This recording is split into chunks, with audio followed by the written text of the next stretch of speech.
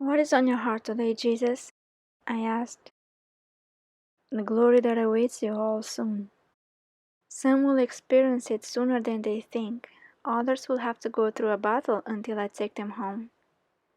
But all in all, whether heaven or earth, you all can share in my glory even now. For those who cannot yet meet me in their hearts, they meet me when they think of me. I always have ways of touching my people and not leaving them off shriveled and wanting. I always provide a way out and meet their needs, sometimes different than expected. And that was, which reminded me in the Lord's Supper, I got the readings of the miracle of the multiplying of the fish and of the 5 loaves. So when he mentions different than expected, he refers himself as well to the 5 loaves and the 2 fish, which he multiplied unexpected to the people. Jesus continued, "It is well to pray for the rising of the righteous spirits in children. Many do a battle with that and need my aid in their lives to educate the children according to my design and way. My people, these little gifts are from my heart to your heart. The bond of a parent and child can be so strong, but stronger will it become when in me, the source of you both, the place where you were first born. I thank you for accepting my children and allowing me to enjoy them as well as you do while they grow on earth, and begin to discover the gifts I have endowed them with. But my beloved ones, for those who do, blessed are you and they.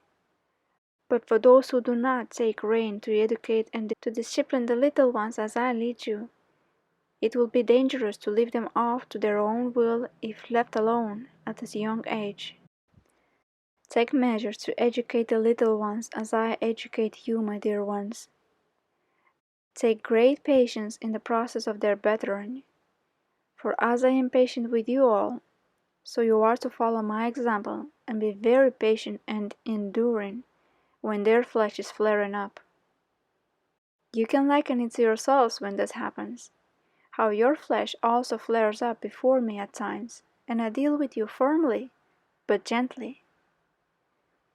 They will need you in these times of the end. Teach them to share, to respect, to aid and succor our need. Teach them forgiveness. Let them know my name. Let them know my love for them by how you too love them in my name. Love these little ones, and soon they will grow up to be men and women after my heart in a world so dark. Let these little gems be true to me in heaven. Teach them, my little ones. He means you all, us all, the ways of my gospel, in action. Little tokens here and there to get them started. Water them by praying for them, and I and my beloved mother and stepfather, with the angels assigned in their life, and other aids I bring your way. They will man up in me. Do not be discouraged by the influential ways of the world on them, because by your prayers and fidelity to me, I will protect them from harm. I do eventually snatch my little lost sheep from the mouth of the lion. Fear not, keep praying for them, and wait with me to see the breakthrough. Never losing hope, for I never lose hope in my Father to call them to me. I know my own, and another voice they will not follow. For those in the world, do your best to prevent them from watching sin. Always counsel them on a better choice, and then leave them to me. Don't be pushy on them, dear ones, to the point of alienation and aversion. They hear you once, twice, or 3 times. They hear you, but sometimes the world can be louder to them. In this case, wage war with me by silently praying for them, and hoping for my aiding grace for them to change the course of life they now have. Never lose hope, for I answer each prayer of a loved one to his sons and daughters. You will have to be patient with yourselves as well. and know that they are also my instruments to shape and hone virtues in you by testing your patience and love for them and for me in some cases. You need not to be afraid to fail. I will always pick you up and try anew and tend to the wounds caused. Just be confident in me, for you are also my children, and I hone and educate you, too, through them. You are all being taught by me in the end, no matter how it comes or through whom I move. Just receive and recognize my counsel and voice through others, and the sooner you hear my voice, the better your peace and joy in me. Many of you I raise up as parents, entrusting you with little gems from heaven, to discipline and educate men and women of a future generation to walk in my ways, because you are now walking in my ways. And you cannot imagine the impact a single soul walking in my way, what it does to those on earth. It transforms lives and futures.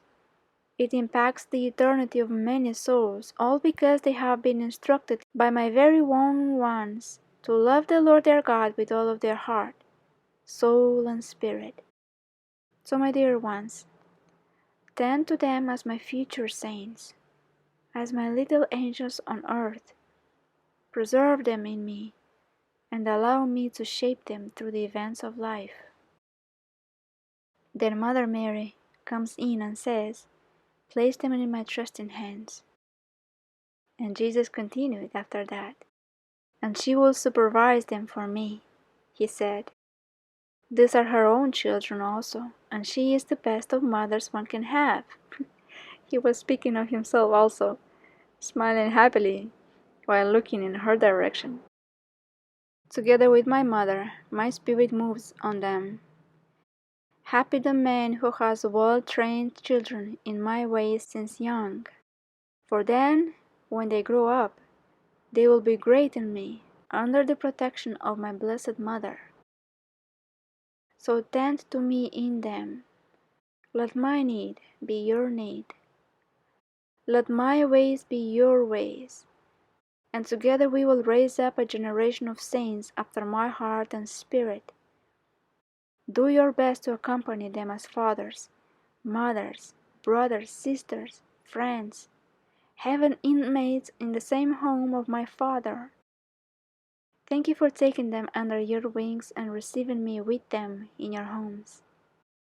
And as he was saying that, I could see that Jesus was entering a door with two children entering the house, and he was pushing them gently on their back to come in, while he was smiling at the parents who were welcoming them, as if he was giving these children from heaven to this family as he himself was coming along as well.